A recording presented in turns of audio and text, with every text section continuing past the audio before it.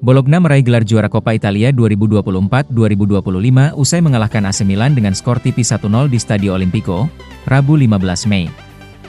Gol kemenangan dicetak oleh Dan Endo pada menit ke-53, memanfaatkan bola liar di kotak penalti. AC Milan mencoba bangkit dengan memasukkan pemain-pemain ofensif seperti Luka Jovic dan Chukwueze, namun lini belakang Bologna tampil solid dan disiplin hingga akhir laga. Peluang demi peluang Milan tak mampu mengubah keadaan, membuat mereka harus mengakui keunggulan Bologna. Kemenangan ini menjadi momen bersejarah bagi Bologna yang terakhir kali menjuarai Coppa Italia pada 1974. Sementara itu, Milan kembali gagal menambah koleksi trofi mereka dan memperpanjang puasa gelar di ajang ini sejak 2003. Real Madrid menang dramatis 2-1 atas Mallorca pada pekan ke-36 La Liga 2024-2025 di Santiago Bernabeu, Kamis 15 Mei dini hari waktu Indonesia Barat. Madrid tertinggal lebih dulu lewat gol Martin Valgen di menit ke-11. Kylian Mbappe menyamakan skor di menit ke-68 setelah melewati 3 pemain lawan. Kemenangan ditentukan di menit 95 saat Jacobo Ramon menuntaskan sundulan Jesus Vallejo menjadi gol. Tambahan 3 poin membuat Madrid mengoleksi 78 poin, tertinggal 4 poin dari Barcelona yang belum bermain di pekan ini. Pesta juara Blaugrana pun tertunda sementara. Marco Asensio akan segera menyelesaikan masa peminjamannya di Aston Villa setelah 2 laga terakhir Premier League melawan Tottenham dan Manchester United. Aston Villa dilaporkan siap mempermanenkan status sang pemain yang tampil impresif sejak didatangkan dari PSG pada Januari lalu. Asensio mencetak 8 gol dari 19 penampilan, termasuk 2 gol ke gawang Chelsea dan 3 gol melawan klub Brugge di Liga Champions. Meski belum mencetak gol dalam 9 laga terakhir, performanya tetap mendapat kepercayaan penuh dari pelatih Unai Emery yang sejak awal memang menginginkan jasanya. Dengan kontraknya yang tersisa setahun di PSG, klub Prancis itu dikabarkan bersedia melepas Asensio secara permanen. Sang pemain juga disebut ingin melanjutkan karir di Villa Park, terutama karena hubungan positifnya dengan Emery yang menjadi faktor penting dalam kemungkinan transfer permanen. Joshua Zirkzee dilaporkan masuk dalam incaran Inter Milan menjelang bursa transfer musim panas. Penyerang asal Belanda itu baru semusim membela Manchester United setelah dibeli dari Bologna seharga 42,5 juta euro, namun belum mampu tampil sesuai ekspektasi. Menurut laporan Il Corriere dello Sport, Inter tengah merancang proposal peminjaman dengan opsi pembelian permanen. Mereka melihat Zirkzee sebagai tambahan ideal untuk lini depan yang sudah diperkuat Lautaro Martinez dan Marcus Thuram. Serie A juga dianggap sebagai lingkungan yang lebih cocok bagi perkembangan sang pemain dibanding Premier League. Masa depan Zirkzee di Old Trafford semakin tak menentu, terlebih dengan rencana manajer anyar Ruben Amorim yang dikabarkan akan merombak skuad secara besar-besaran usai musim yang mengecewakan. Real Madrid mengonfirmasi bahwa Brahim Diaz mengalami cedera aduktor longus paha kiri dan akan absen saat menghadapi RCD Mallorca. Cedera ini menambah daftar panjang pemain absen, menjadikan Brahim pemain ke-12 tim utama yang tak tersedia bagi Carlo Ancelotti.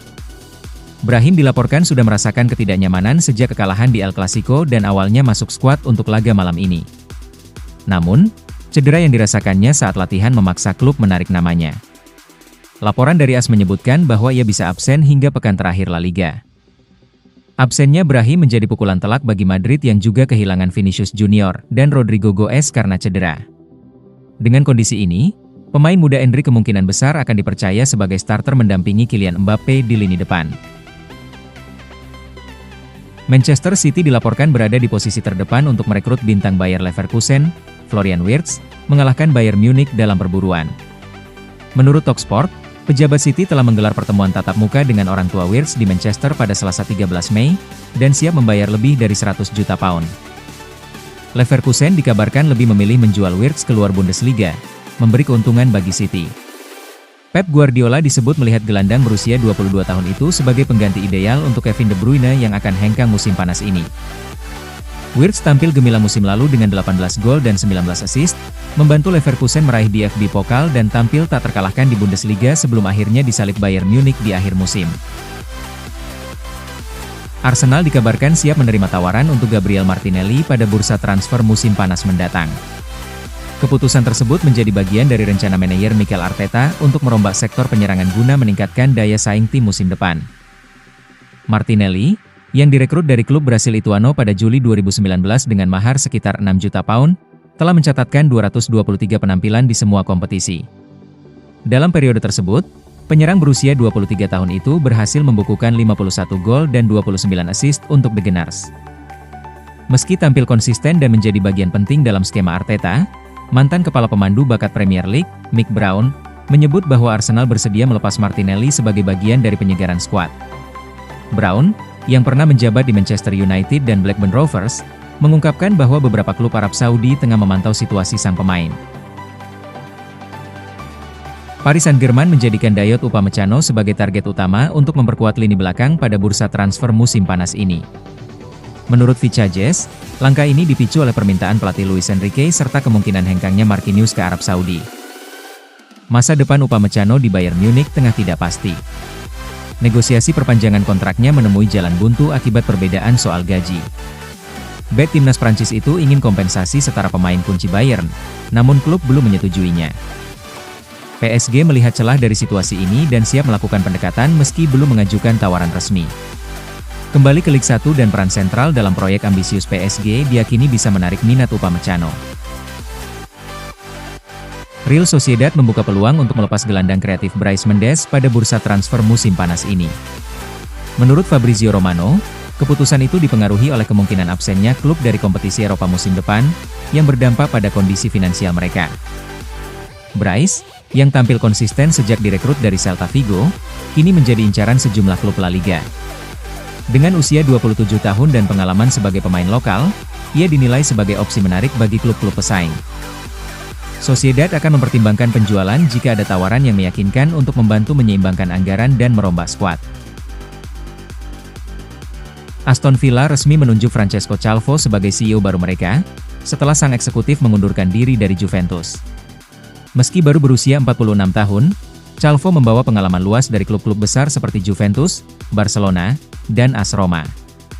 Di Juventus, ia menjabat sebagai Direktur Pelaksana Pendapatan Pengembangan Sepak Bola selama 2 tahun terakhir.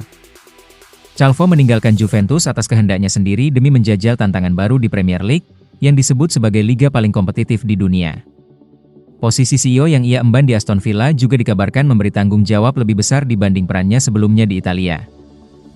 Kini, Calvo siap memperkuat struktur manajemen Aston Villa yang tengah tumbuh menjadi kekuatan baru di Liga Inggris. Liverpool dikabarkan tengah memantau beberapa pemain RB Leipzig jelang bursa transfer musim panas. Menurut Sky Germany, salah satu target utama adalah Xavi Simons. Gelandang serang asal Belanda itu ingin bermain di Liga Champions, namun bandrol 80 juta euro dinilai terlalu tinggi mengingat performanya yang menurun belakangan ini. Nama lain yang kembali dikaitkan dengan Liverpool adalah Lucharel Geertruida, bek kanan yang pernah menjadi andalan Arne Slot di Feyenoord.